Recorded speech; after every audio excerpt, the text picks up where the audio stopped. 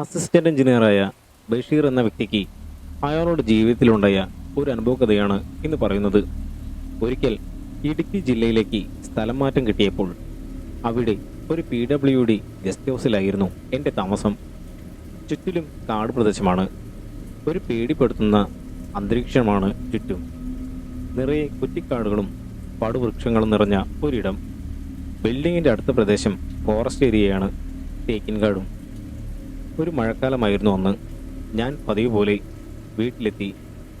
സമയം ഒരു 7 മണിയായിട്ടുണ്ട്. ജോസഫ് എന്ന ഒരു പണിക്കാരനാണ് എനിക്കുള്ള ഭക്ഷണമെല്ലാം പാകം ചെയ്യാറുള്ളത്. നൈറ്റ് അയാൾ എനിക്ക് കൂട്ടിനിവിടെ തങ്ങാറുണ്ട്. അന്ന് രാത്രി ജോസഫ് ഞാനൊന്ന് വീട്ടിൽ പോയി വരാം, ഞാനൊരു 10 മണിക്ക് മുന്നേ എത്താം എന്നും പറഞ്ഞ് അയാൾ പോയി. അയാളുടെ വീട് അവിടെ നിന്നും 2 കിലോമീറ്റർ ദൂരമേ കാണൂ. ഒരു ലൂണയാണ് അയാളുടെ വാഹനം. മഴ കാരണം എൻ്റെ കോട്ട് അയാളോട് ധരിച്ചോളാൻ ഞാൻ പറഞ്ഞു.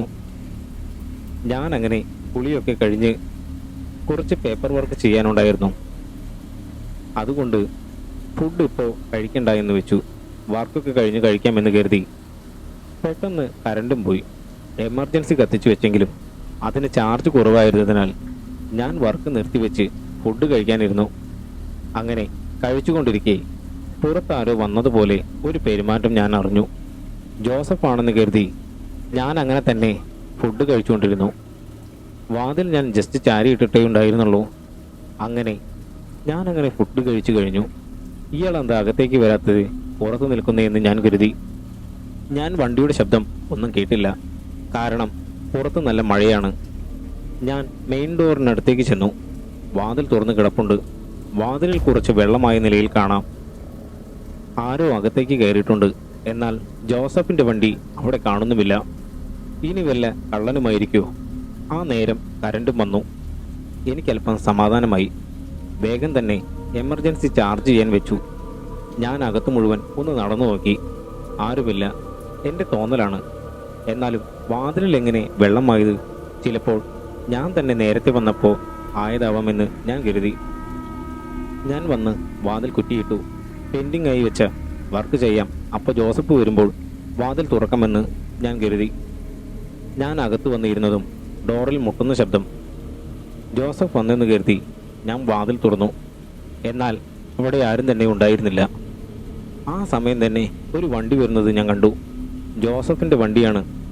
അയാൾ വന്ന് വണ്ടി നിർത്തി. സാർ എന്താ ഇവിടെ വന്ന് നിൽക്കുന്നത് എന്നോട് ചോദിച്ചു. അപ്പോൾ ഞാൻ പറഞ്ഞു, ആരോ വാതിലിൽ മുട്ടുന്ന ശബ്ദം കേട്ട് ഞാൻ നിങ്ങളാണെന്ന് കരുതി വാതിൽ തുറക്കാൻ വന്നതാണ്. തുറന്നപ്പോൾ ആരുമില്ല. ആ സമയം തന്നെ താൻ വന്നു. അന്നേരം ജോസഫ് ഒന്നും എന്നോട് പറഞ്ഞില്ല. ഞാൻ അങ്ങനെ മുറിയിൽ കയറി. നല്ല ഉറക്കം പിടിച്ച നേരം. മുറിയുടെ വാതിൽ മുട്ടുന്ന ശബ്ദം. ഞാൻ എണീറ്റ് മുറിയുടെ വാതിൽ തുറന്നു. ജോസഫ് നല്ല പോലെ ഭയന്നിട്ടുണ്ട്. ഞാൻ ചോദിച്ചു, എന്തു പറ്റി? അപ്പോൾ ജോസഫ് എന്നോട് പുറത്തെ ശബ്ദം ശ്രദ്ധിക്കാൻ പറഞ്ഞു. അപ്പോൾ ഞാൻ പുറത്താരും നടക്കുന്ന കൂട്ടശബ്ദം ഞാനും കേട്ടു. ഞാൻ സ്വരം താഴ്ത്തി ജോസഫിനോട് ചോദിച്ചു, വല്ല കള്ളന്മാരാണോ? നേരത്തെ വാതിലിൽ മുട്ടുന്ന ശബ്ദം കേട്ടതും ഈ കള്ളൻ്റെ പണിയായിരിക്കുമോ? നമുക്ക് പുറത്തേക്ക് ഇറങ്ങി ഒന്ന് നോക്കിയാലോ? അപ്പോൾ ജോസഫ് പറഞ്ഞു കേട്ട് ഞാൻ ശരിക്കും ഞെട്ടിപ്പോയി. സാർ, അത് കള്ളനൊന്നുമല്ല, അത് പ്രേതമാണ്. ഈ വീടിൻ്റെ പുറകിലുള്ള കാട്ടിൽ പലരും വന്ന് ആത്മഹത്യ ചെയ്തിട്ടുണ്ട്. ഇവിടെ ഇത്തരം സംഭവങ്ങൾ ഉണ്ടായതായിട്ട് ഞാൻ കേട്ടിട്ടുണ്ട്. എന്നാൽ എനിക്കിത് ആദ്യത്തെ അനുഭവമാണെന്നും. ഞാനും ജോസഫും അവിടെ ഇരുന്നു. അല്പം നേരം കഴിഞ്ഞതും വീടിന് ചുറ്റും ആരോ ഓടി നടക്കുന്നത് പോലെ കേൾക്കാമായിരുന്നു. പെട്ടെന്ന് ആ ശബ്ദം നിലച്ചു. പിന്നീട് വീടിൻ്റെ മുകളിൽ കിടന്ന് ആരോ ചാടുന്ന പോലെയായി. അതുപോലെ തന്നെ താഴേക്ക് ചാടുന്നു, വീണ്ടും മുകളിലേക്ക് ചാടുന്നു. ഞങ്ങൾ രണ്ടുപേരും ശരിക്ക് പേടിച്ചു വിറയ്ക്കാൻ തുടങ്ങി. പെട്ടെന്ന് പുറത്ത് കിടക്കുന്ന എൻ്റെ ബൈക്കിൻ്റെ ഹോൺ താനെ അടിക്കുന്ന ശബ്ദം. 2 തവണ ആ ഹോണിൻ്റെ ശബ്ദമുണ്ടായി. എന്നിട്ട് വീണ്ടും വാതിലിൽ വന്ന് ആരോ ശക്തിയായി അടിക്കുന്നു. 2 തവണ വാതിലിൽ ശക്തിയായി അടിച്ചു. അതിനുശേഷം പുറകിലെ ആ കാട്ടിൽ നിന്നും ഒരു സ്ത്രീ ഉറക്കെ നിലവിളിക്കുന്ന ശബ്ദം, കാറിക്കരയുന്ന ശബ്ദം. ഉടൻ തന്നെ ജോസഫ് അകത്ത് പോയി അയാളോടൊരു കൊച്ചു ബൈബിൾ എടുത്തുകൊണ്ട് വന്നു. അത് വായിക്കാൻ തുടങ്ങി. ഉറക്കെ വായിച്ചു. കുറച്ചു നേരം കഴിഞ്ഞതും പിന്നീട് അത്തരം അനുഭവം അന്ന് രാത്രി ഞങ്ങൾക്കുണ്ടായില്ല. എന്നാൽ ഞങ്ങൾ രണ്ടുപേരും ആ രാത്രി ശരിക്കും ഉറങ്ങിയിട്ടുണ്ടായിരുന്നില്ല. അവിടെ നിന്നും 2 ദിവസത്തിന് ശേഷം ജോസഫിന്റെ പരിചയത്തിൽപ്പെട്ട ഒരാളുടെ ഒഴിഞ്ഞ വീട് എനിക്ക് വാടകയ്ക്ക് കിട്ടി. ഞാൻ അവിടേക്ക് താമസം മാറി.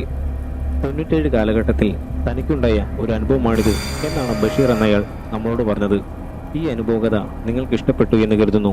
ഇത്തരം അനുഭവകഥകൾക്കായി ഈ ചാനൽ ഒന്ന് സബ്സ്ക്രൈബ് ചെയ്യുമല്ലോ. എന്നാൽ അടുത്തൊരു അനുഭവകഥയുമായി നമുക്ക് വീണ്ടും കാണാം. See you soon.